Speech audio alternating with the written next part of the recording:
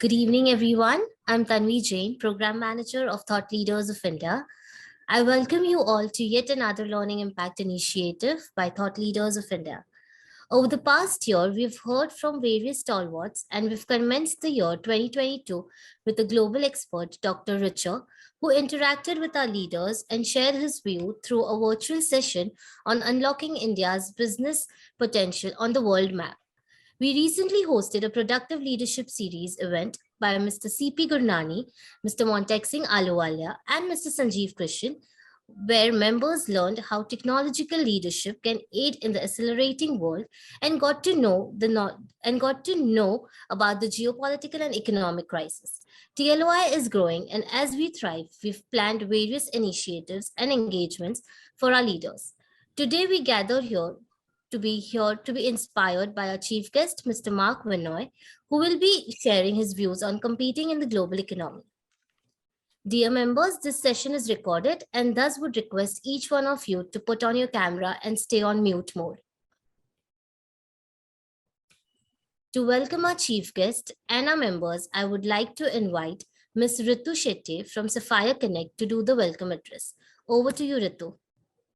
Thank you, Tanvi. Good evening, thought leaders. I am Ritu Shetty, and I welcome you all today for the Impact Learning Initiative by Thought Leaders of India. Wonderful to see you all today in such great attendance. Competing on global scale requires us to stay on our toes. With increased competition, we must find unique ways to differentiate our products and services. But the good thing is, tough competition is one of the best motivations to innovate. To have a detailed understanding about the global economy, we have today with us our chief guest, Mr. Mark Vernooij, partner, Think School of Creative Leadership. Without taking much time, I now invite our thought leader, Mr. Avinder Singh, MD and CEO of Osram Lighting, to introduce Mr. Mark Vernooij. Thank you and have a productive evening. Good evening, ladies and gentlemen. A very warm welcome from my side as well. I am asked to introduce Mark Vernooij, and when I was reading through, I found that he is really a multifaceted personality. He's an entrepreneur.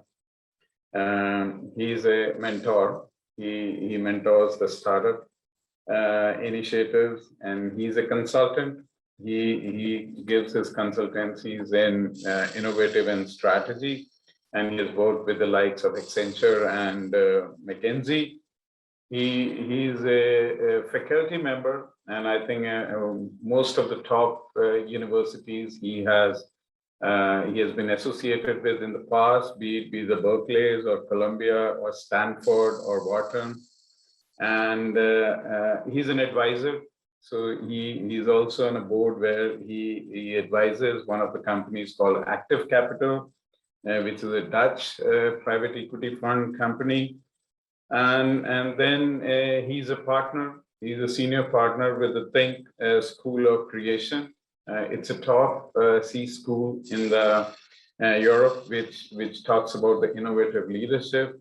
So probably we can see that he does most of the things which anybody can aspire for.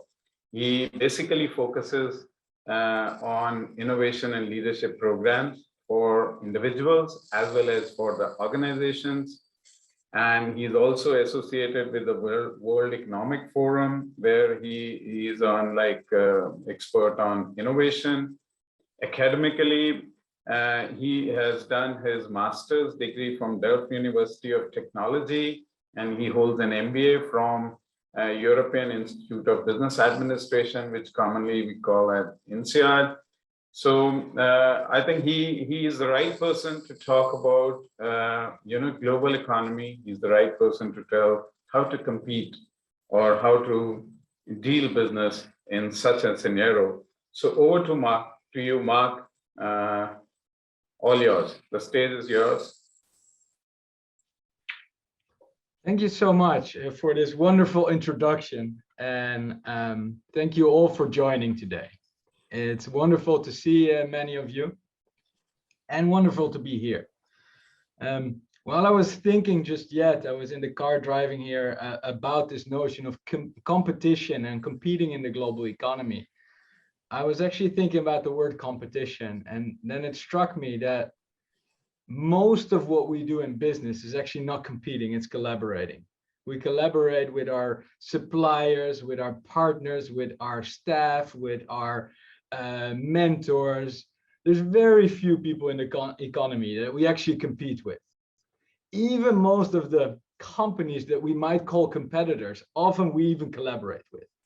So I don't know if this, if we should change it to collaborating in the global economy. But anyway, this talk is about the global economy and how to be successful in it effectively. And if I think about it today, about how I think about holding ourselves and how we hold us as a company, but also how our clients do it in this global economy, this is the image that kind of comes to mind, right? It's one big storm. And that storm is fueled by a ton of things. It's fueled by users, our clients, our customers that demand more innovation, products and services faster than ever before. Our competitors who are coming from completely different angles. Employees who are demanding more purpose, more flexibility, more contribution. Society who demands us as owners of companies and leaders in companies to be more responsible towards society and to act more sustainably towards our planet. And then I haven't even, on this picture, doesn't even show anything about, say, the pandemic or technological transitions or anything like that. So there's so much more that we could put in here, but it feels like this perfect storm. And when I talk to business leaders all around the world, everybody's saying that has this feeling that it's becoming more complex and that it's all going faster. And I would argue that that is true. And I'll talk a little bit about why it's getting more complex today. So that's the first thing I'll talk a little bit about, and the historic perspective on that. And then the second thing I'll talk about is what does that require from us as leaders? How do we have to hold ourselves in that context? What do we need to do and what do we need to be? So that's what I'll talk a little bit about. And please, if you have questions, use the chat or shout out, and we'll definitely have time for Q&A at the end as well. So the first argument that I have is that it's becoming more difficult. And one way to talk about that in this is that you could argue most of the problems we encounter are no longer complicated, they're complex. And I use these words very specifically. So when I say complicated, I'm using the analogy of a machine that is understandable, that has a lot of different components and elements to it. But at the end of the day, one can understand a machine if you have sufficient knowledge or sufficient experts around you.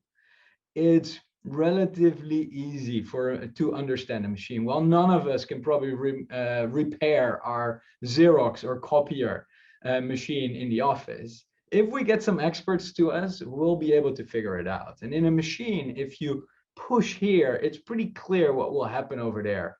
If you remove a part over here, it's quite clear that this thing might not work anymore.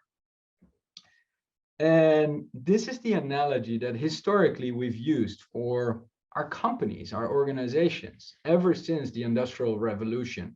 We kind of use implicitly the machine analogy for our companies. We talk about inputs, outputs, efficiency, effectiveness, human resources, all these things that have to do with machines. None of these words have to do with the rainforest on the right, which I'd argue is a more complex system.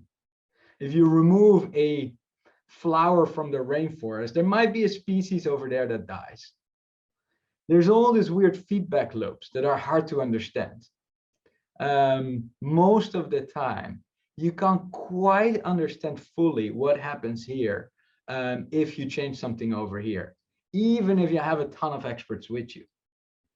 So this system and the the system of a rainforest is much more difficult to understand, if you will.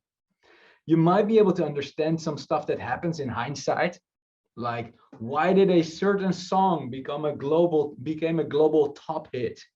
Like there was this song Baby Shark to Do a couple of years ago. Now there's been many articles written about why that song became successful, but nobody was able to reproduce anything like it. So apparently we're able to maybe understand it afterwards in a complex system, but not up front.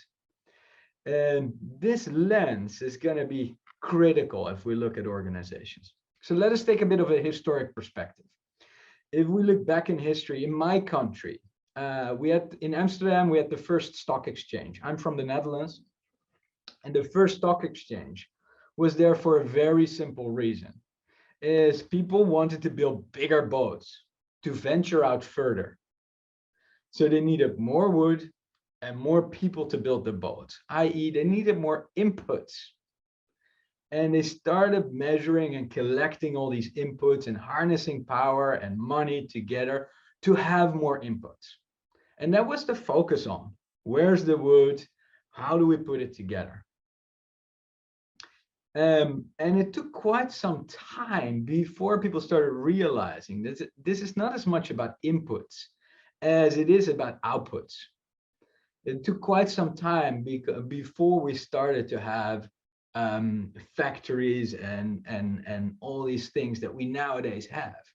If you think about this image, this was the first time, in a sense, where we started to have organizations where people started to collaborate, which was already spiraled into a host of innovation, right? All of a sudden we had stocks, we had certain ways to collaborate. We started to have some hierarchy in organizations. But here, all of a sudden, everything started changing. We started having much more new innovations. People started to measure the output. So we had time-based activities. We had factorization. And later on, we came up with these things called Lean and Six Sigma and all these tools to measure and track and improve the efficiency in which we translated inputs to outputs.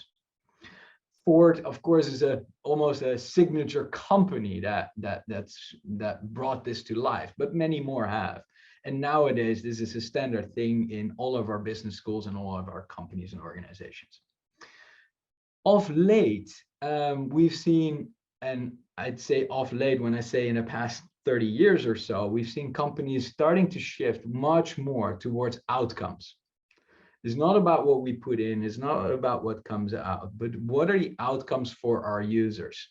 What are the things people like? And we just talked in the intro, it was said innovation is key, right? Our users demand more innovation. Our competitors are more innovative than us. So we started to have all these new innovations, design thinking, lean startup, innovation, incubators, accelerators. And we had all these new companies come out that started to do things differently and not necessarily focus on all that efficiency, although they also do that, but also start focusing on what really is the outcome for the user. And while that brought us a host of innovation, change, and new products, it also brought us things that we were not as proud of. And society started to rebel a little bit. And we started to see more pushes from employees in society to for organizations to take more responsibility. And also that brought in new tools, companies focusing more on purpose, on systems thinking rather than just design thinking, on ESG. And we have companies like Patagonia or Unilever and many others that are cool examples of what happens when you start focusing not just on the outcomes, but the impact on people and planet. And to bring this back to our earlier picture, these first two, the inputs and the outputs, that's more of the complicated machine analogy. The second two, the outcomes, and the impact are more related to this complex analogy. And if we think about it, most of us, at least our age, and possibly our kids as well, have been trained in the complicated mindset framework analogy. Most of us have been taught at university very basic practices of how to research a machine. And we call that sense, analyze, respond. If you want to solve a complicated problem, if you want to understand how a machine works or something that works like a machine, you start sensing or gathering data, analyzing the data, and coming up with a plan and then executing on that plan.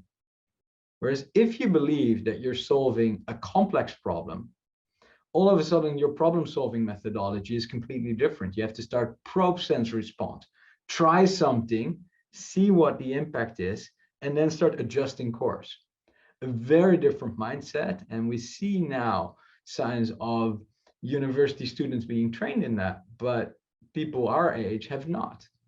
Most of our organizations still work mostly on the left-hand side and very few on the right-hand side. So if I think about competing in the global economy and what that means for us, the economy is demanding more, and it demands, and that makes the world more complicated and complex, or it makes the world more complex. That demands from all of us to take a different lens to a problem, not a machine lens, but a rainforest lens, and a different problem-solving methodology. Now, what does that mean for us as leaders? At the end of the day, that's where I spend most of my time. I spend most of my time working with leaders around the globe, with their teams and with their organizations, to help them figure out what is it that we can do differently so we compete better. And if we, and the reason we talk to leaders is that while we don't always like it, it kind of starts at the top. And we love bottom-up movement, but at the same time, the top is pretty heavy and important. And in that sense, I kind of like this quote from a guy called Bob Keegan. Bob is a professor. He's a professor in adult developmental psychology. And he says, the general rule seems to be that the level of consciousness of an organization cannot exceed the level of consciousness of its leader. Another way to say it is, as a leader, you set the bar at which your organization can perform, or you reduce the bar at which your organization can perform. So that's why we love working with leaders. Now, he built on the work, in his work, Bob Keegan built on the work of a psychologist called Piaget. Piaget was a psychologist who looked at the development of children. And what he figured out is that children develop in very distinct stages. Now, there's many ways to describe this, but quite often one way to describe is they make two big transitions in life. So the first stage, when a baby comes into the world, they are the world. And that's why for them, it's super interesting that if you put an object in their field of vision, it appears. And if you take it away, it's not that it's somewhere else. For them, it's gone. It's outside of their world because they are the world. And that's why the game of peekaboo or putting stuff in front of them and taking away is magical, and a game that does not stop. At some point, they start noticing that these things in the world are not subjects of them, but are objects. They're outside of them rather than in them. They're objects that they can manipulate. So all of a sudden, they learn that they can do stuff with it. It's not like it appears and disappears. No, they can move it around. And that's why throwing it on the ground, tossing it off their plate is, again, a magical game that they can play to the nuisance of the parents for days on end. because they learned that all of a sudden they can manipulate things in the world. They're not subject and object. At that second stage, what is still subject to them is their emotions. They are angry. They are hungry. And in order to answer to that, in order to answer to their hunger, their need, they just act. So they are hungry and they grab the cookie from their brother. They are angry and they slap their sister. So these emotions are still completely subject. And at some point, they learn that these also are objects, that these emotions are things that one can manipulate, hold, look at, reflect on, and maybe postpone for the needs of something else. And this is where we get to adults. So young adults are at this stage. So, and I just noticed that there was a question, Asim, in the chat. Asim, please ask it. Come online, unmute yourself, because I'd love to have that question if it relates to. Thanks, Mark. Mark, my question was very simple. You know, I represent the renewable and the non-renewable side of the energy sector.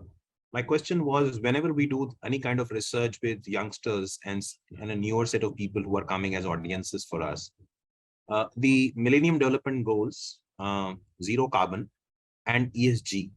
These are the kind of things that are becoming very, very prevalent, and organizations are, and specifically the youth, is selecting products based on our commitment to these goals. So I wanted to understand, what's your global perspective for a CEO or for leadership? How much percentage of his KPIs should now actually be dedicated? There is a conflict internally with the board. Obviously, your profitability is more important, but these are socioeconomic indicators which are inhibiting our newer audiences to come onto our fold, because they believe that we come from a dirty carbon area, we come from ICE, and therefore we are not environmentally very conscious organizations. So any advice, any suggestions do you have in terms of leadership, some of the growth things that we should look at, some of the hot buttons that we need to press to make sure that we keep getting newer audiences? At the same time, we are seen as a more socially and a culturally well respected organizations amongst all stakeholders, not only amongst the audiences. Thank you. So it takes nicely to this notion that we're under pressure, right? For people around us, and indeed, whether it's our employees or society, is demanding more from us. And I think what we're seeing is many organizations, as a response, start to reflect on, why are we an organization in the first place? Many organizations start to respond by answering the question, what's our purpose? So if you're in the entertainment business, your business might be to entertain people. If you sell lighting, then your purpose might be to allow people to have an enlightened life, in the sense that they can read at night, right? It's already that practical. And once you start really understanding and living your purpose, then you understand why you're there. And then if that is really why you're there, then all of a sudden this notion of we need to do good, or we need to have enough KPIs to satisfy our stakeholders comes. Our role is to satisfy our stakeholders. And if that really is what you live, then the financial side of things, which, as you say, is definitely there, right? We have shareholders, we have owners that we need to satisfy, but all of a sudden they become a license to operate.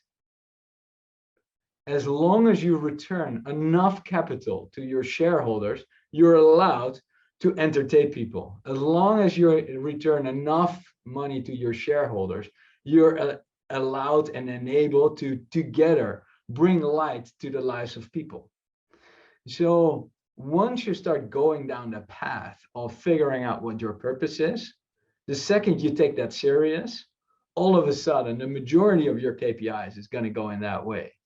And you'll have check KPIs to make sure you make enough money to satisfy your shareholders and other financial interests. But all of a sudden, they have to, by definition, become secondary. Now, that's a long journey that is by no means easy. And there's a lot of stakeholders involved. And the system is kind of pushing you in different directions. So it's not easy to do. But if you talk to Paul Polman, who did this at Unilever, or Feike Siebesma, who did this at DSM, these are Dutch guys, so I know them well, but there's plenty of examples here. Then you start seeing that. And the other thing you start seeing, and that is not just on the KPI question, because at the end of the day, the KPIs are a result of who you are and how you act and how you think. And if we think about this notion of people, I was just talking about the fact that children all of a sudden start postponing their own needs for the needs of the tribe. Now, and I talked about these different almost stages that kids go through. Now, what this guy Bob Keegan found was that, and he found that in the 80s, before then, people thought that if you stop growing physically, you stop growing mentally. Which, I mean, now we think, yeah, that's stupid, but actually it's not that weird of a thought. He found out that that's not the case. He found out that this upgrading of your mental operating system, I call it an operating system upgrade, that continues. So children are delivered into the world in what we call a socialized mindset. In that socialized mindset, they are able to indeed put their emotions or their own needs apart for the needs of the tribe. This is what all of us do, right? We don't go out for lunch if we need to finish something, and we don't eat the food of our friends like that, because we want to take care of the people around us. This socialized mindset is magical. We're one of the few species on the globe that has this. It's what allows us to collaborate. We call that stage 3.0. So, and there's many ways to cut this, but I cut it into stage 3.0. So the 1.0 is this baby, and then this 2.0 is the second version of the child, and 3.0 is your socialized mindset. Most adults, the far majority of adults, is in this mindset. Let's say their effectiveness is 1x. We'll come back to that.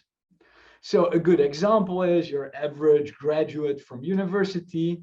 They're in socialized mindset. Very cool. They can postpone their needs for the need of the tribe. The downside is that these folks are constantly listening for the needs of the tribe. They're constantly scanning.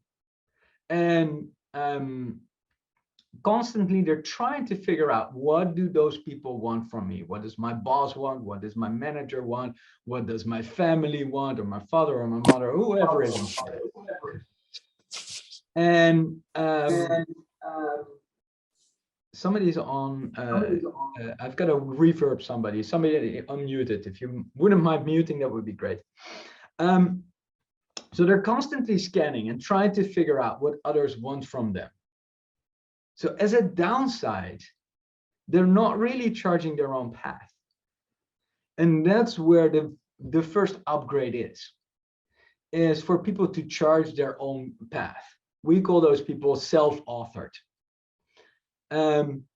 Less than 25% of adults, all adults on planet Earth, is self-authored. And to be honest, this statistic is heavily, these are good statistics in our field, which has shitty statistics.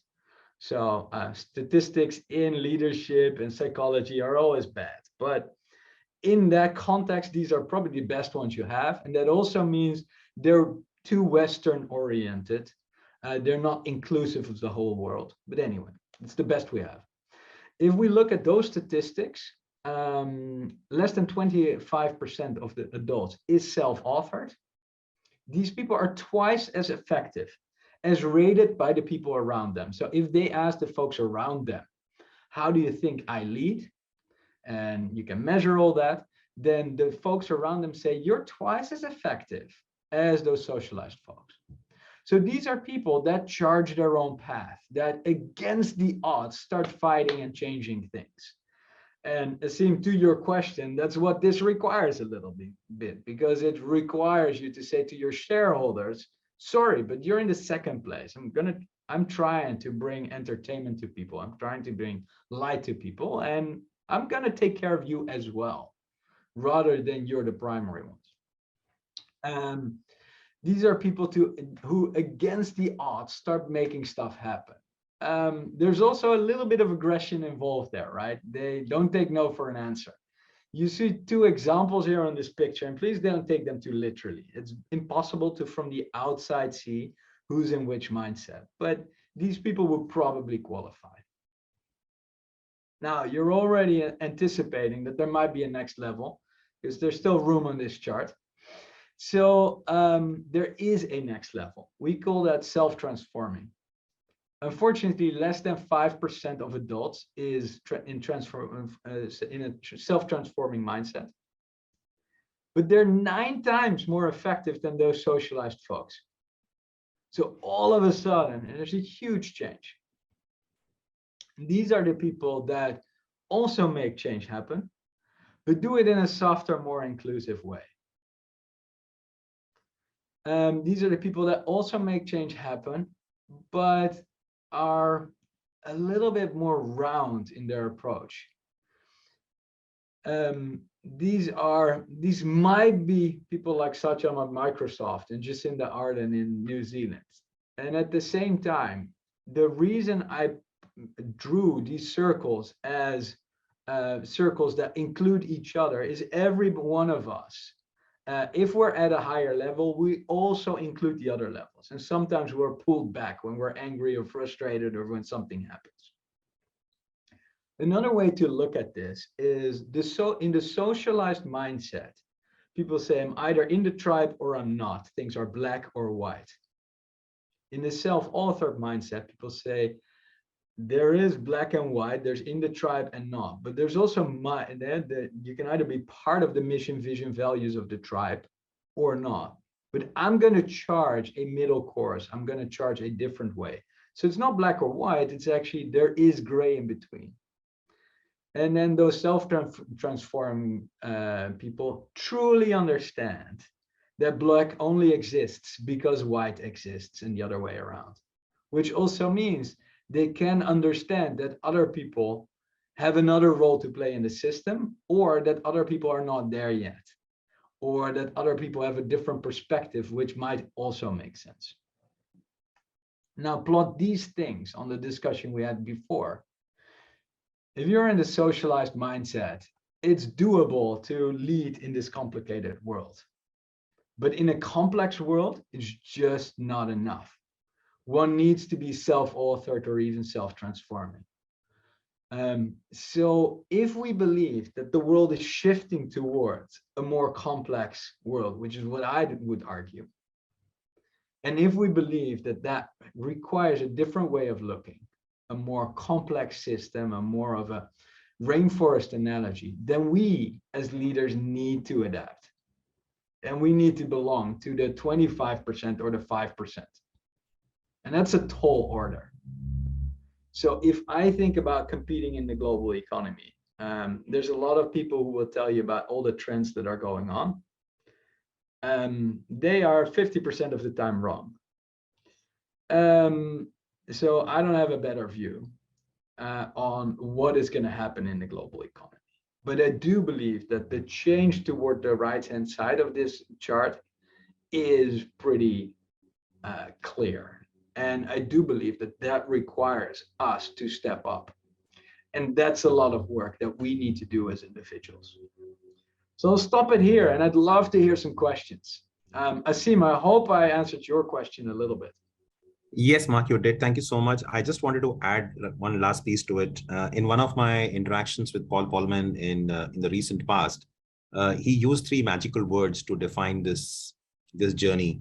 The words were adapt, mindset, and transformation. So you kind of captured all three of them. And he said, if you do not have the right mindset, if you're not ready to adapt, whether you are in 4.0 or 5.0, and you do not have the ability and the willpower as a leader and a leadership team to be able to transform, because transformation is a strong, powerful word, but he said that is what is required. It's by no means a small little, give it 20% here and 10% here, and going to change the things, and going to change the things. That was what Paul said. But thank you very much, Mark. Thanks for your response. Thank you. Oh, thank you, Mr. Vernooij, for the wonderful insights on the competing of the global economy. Dear leaders, we now begin with the Q&A session. I am sure all of you have a lot of questions to ask. Would request you all to kindly raise your hands by clicking on the reaction button and share your questions.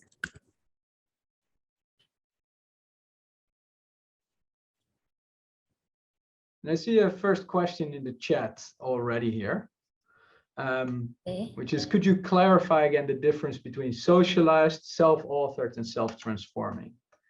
And let me grab one of those pictures again. If I look at it, the socialized, so all of these are mindsets, right? So as Asim just said, as one of the words from Paul Polman, mindset.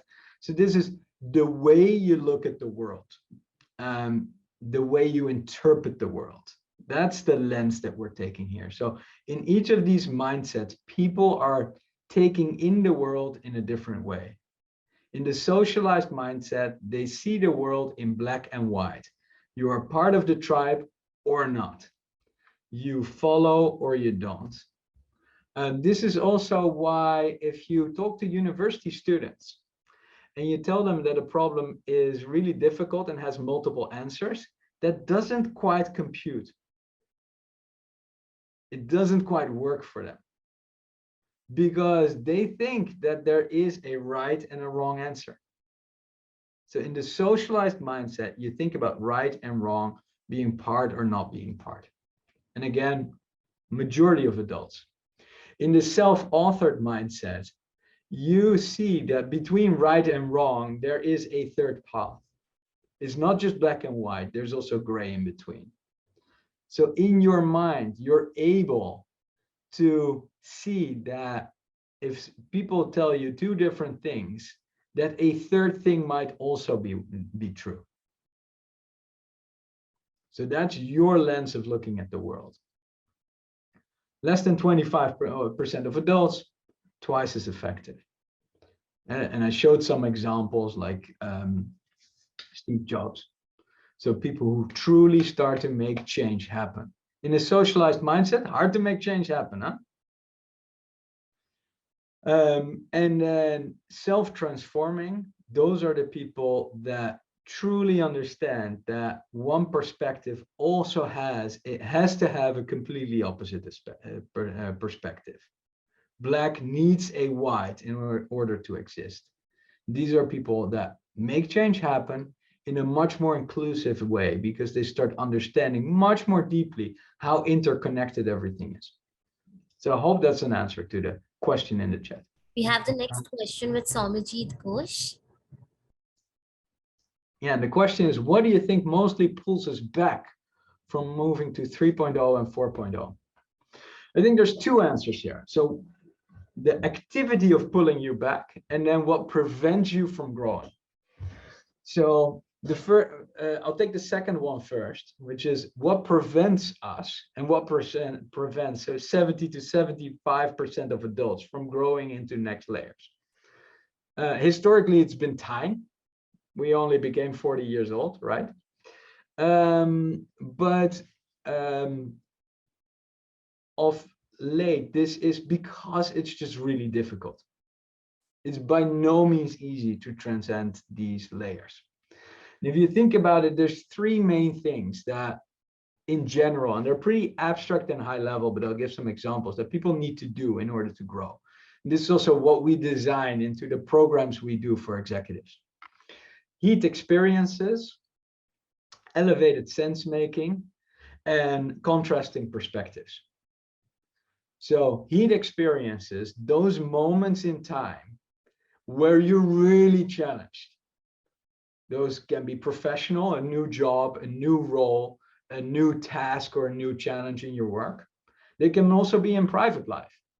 This is why people come back from a big illness or losing a loved one, or from a sickness themselves or something like that, from tragic life events, and say, I'm stronger now. Those are heat experiences. You can design them into a program. And of course, they can happen in your life, and you can search for them in your career. Elevated sense making is all about reflecting. And sometimes it's helpful to have people around you to make sense of what's happening and to really take time for that. And then contrasting perspectives helps enormously to find different perspectives. I assume that that's, for many of you, the reason you're here with Thought Leaders of India, to learn and get different perspectives. I think the other way to interpret the question is what pulls you back sometimes. There's people who are in level 5.0, but all of a sudden are pulled back to level 3, right? And that's just your general stressors. When you get overloaded, when you get angry, mad, sad, when heavy emotional things trigger your lizard part of your brain, that's when that happens. Thank you, Mr. Vernooij. We already have a second question from Mr. Parvez Mullah.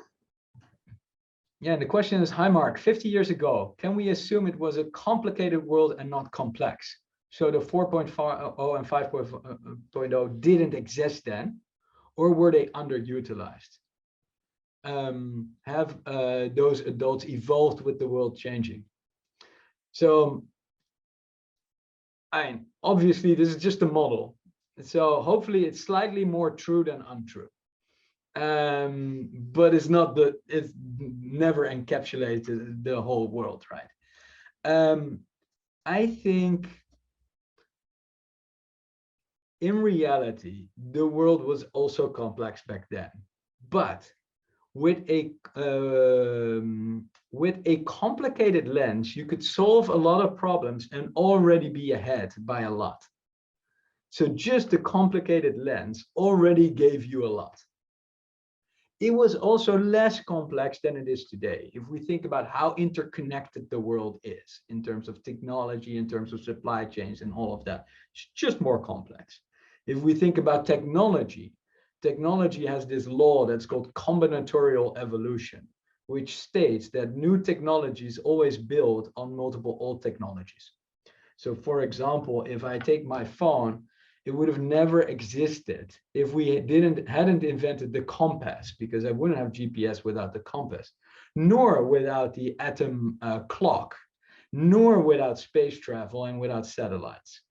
So we had to invent four technologies that none of which I truly understand, in order to build a machine that includes all of that I don't understand and more.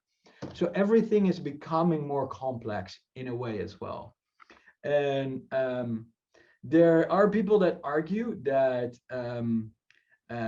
indeed we're evolving to deal with this, and that might be our drive to become older and older as well.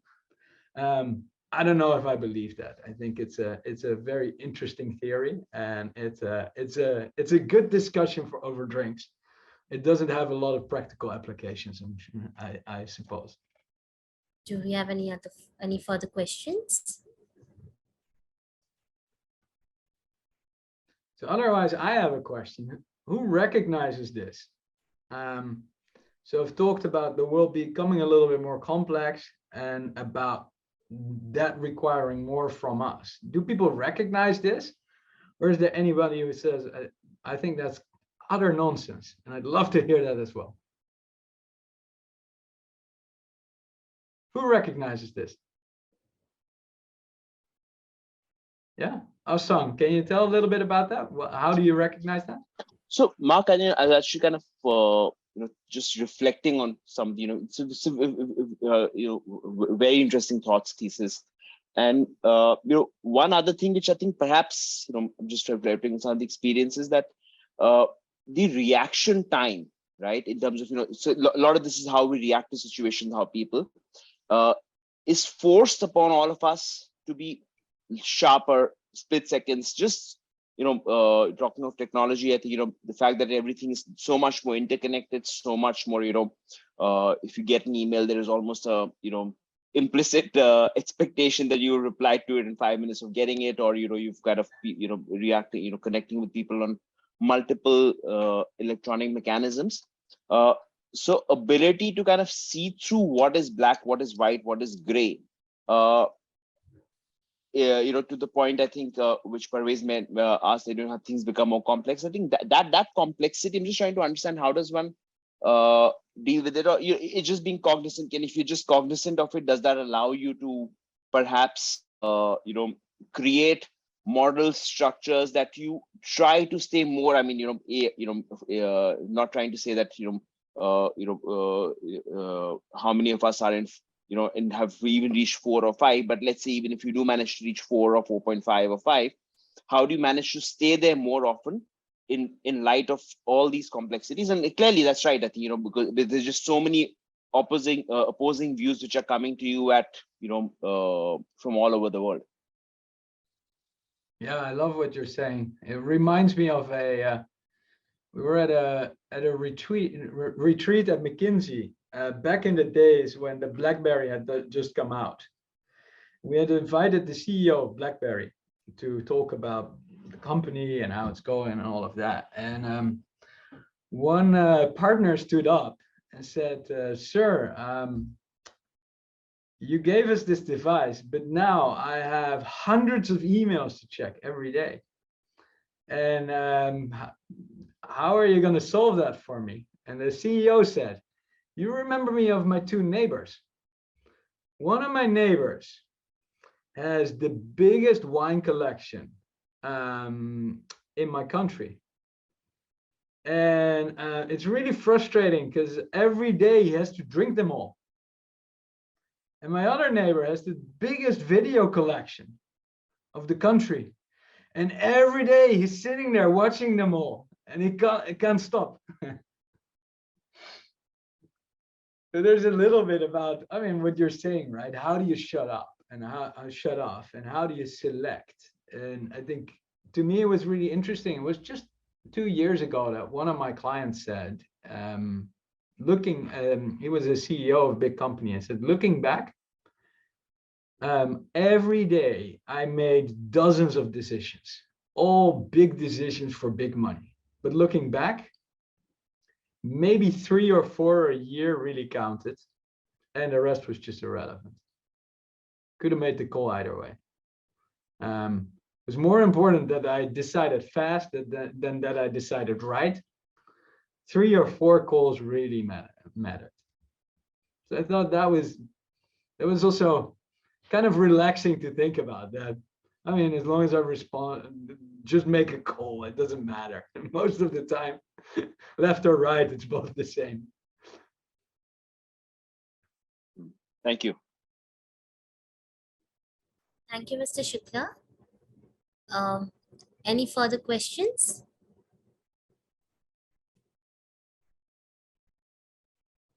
Mark, do you have another one? Yeah, I still would love to hear from more people how this resonates with them.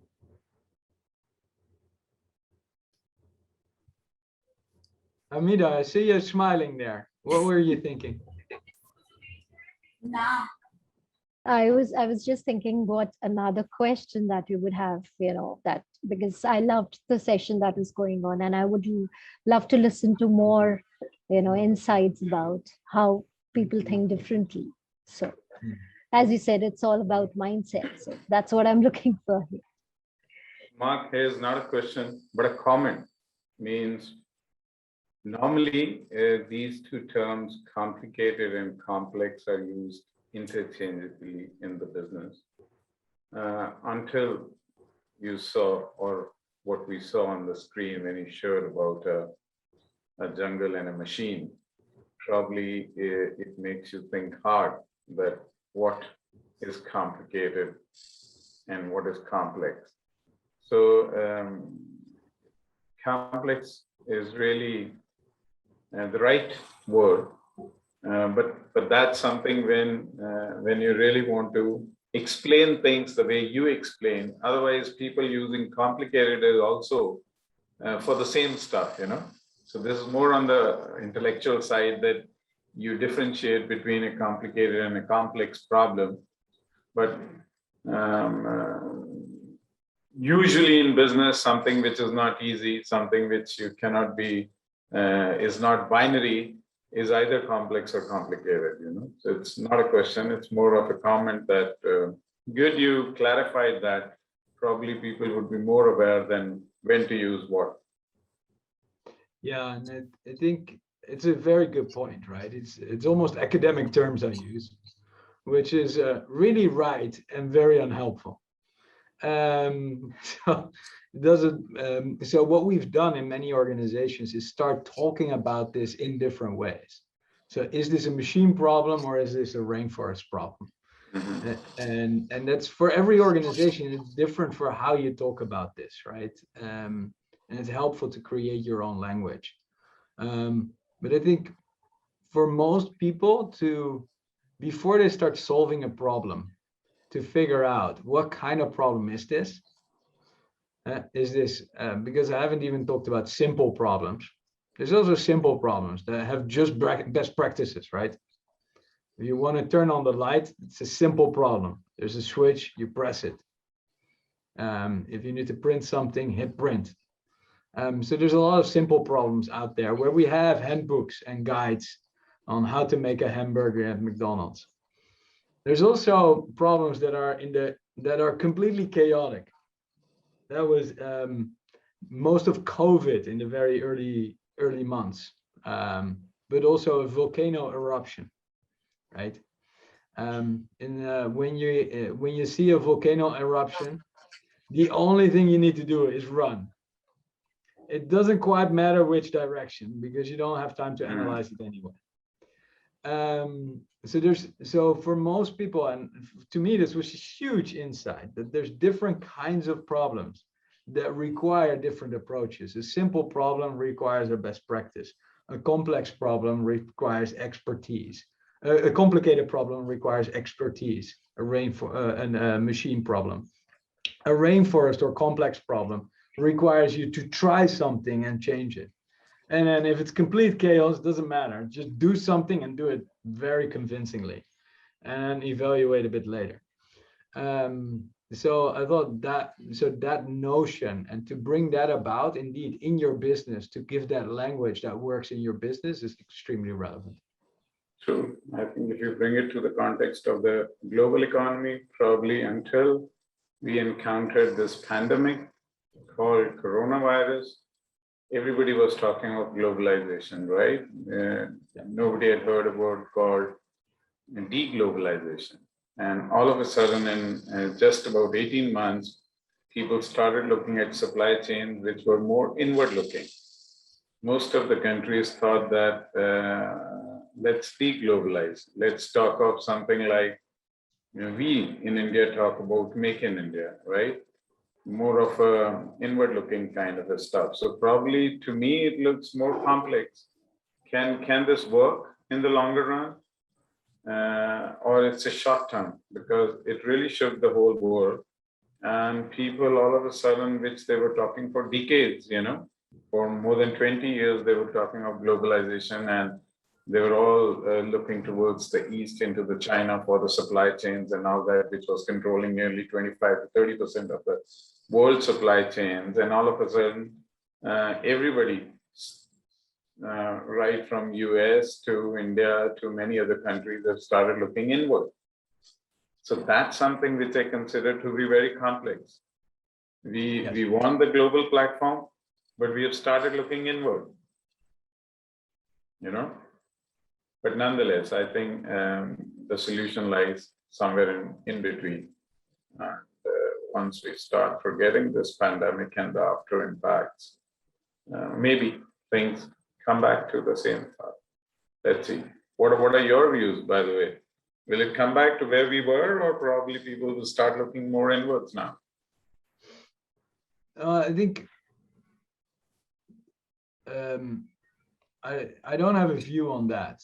I do expect that we will have more that the amount of disruptions will increase and the unpredictability will continue to increase. So if you take the World Economic Forum Global Risk Report, look it up. It was sent out in January of 2020. And this is where the sharpest minds on the planet come up with what are the risks that are biggest for us. And pandemics was not on the list. Yeah. So so the report just came out again this week, I think, or last week. But I mean, we're just really poor at predicting what's going to happen. And so predictions are not that helpful. And in that sense, I like what Asim was saying about what Polman said. It's about the ability to adapt and transform. Mm-hmm. I think it's way more about being able to deal with stuff that comes your way than about making the best choice, because we don't know what today is the best choice might not be tomorrow. And I mean, we'll probably not get another pandemic, but then it will be something else that's not called a pandemic, but or will come from another country, but something will come. So that's I think what we'll all have to deal with is more uncertainty. I think pandemic is something which nobody could have ever predicted, even though they always thought that it could happen, but nobody was prepared for it. Forget about that. Even a normal term called inflation, IMF couldn't predict it right 9 months ago. And in the last 9 months, they have changed their own prediction 6 times. From a few percentages to this kind of a high percent. Who would have thought that America would be talking about 8% inflation ever? So you're right. It's more of adaptability than anything else. And predictions are to that date, what they can see. And not everything can be seen. One of my friends studied predictions at some point. He's an architect, world famous architect, and he looked at 5,000 predictions, and he had them plotted on a roster. And on the x-axis, he said all the fields about which the prediction was. So the field of the economy or the field of the sciences, etc. And on the y-axis, he plotted who predicted the thing. So economists, sociologists, artists, etc. And then in every box, he dotted the predictions and he colored them either red when they came true, or green, green when they came true, or red when they did not come true. So you had this whole scatter plot. And one assumption could be that people know a lot about their own field. So you would see a lot of green on the diagonal and a lot of red lying outside of the diagonal. If you look at the plot, the diagonal is red. In general, it's about a 50-50 guess anyway. If there's one group that you should not trust, it's the politicians. That's all red. And the only ones who sometimes get it right are artists and futurologists or science fiction writers. So I'll find that link quickly. There's a beautiful TED talk about it from a guy called Reinier de Graaf, and this TED talk is called Foresight in Hindsight. You're right.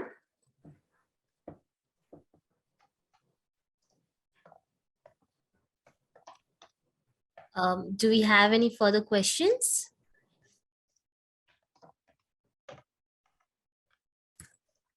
I believe then here's the end to this wonderful session. Mr. Vernooij, thank you very much for sparing your time from your busy schedule and addressing the senior leaders of India Inc. today. And dear thought leaders, thank you very much for making this session so wonderful and successful. Till we meet again, it's a goodbye from Team TLOI. I, Tanvi Jain, would wish you all a beautiful evening. Thank you.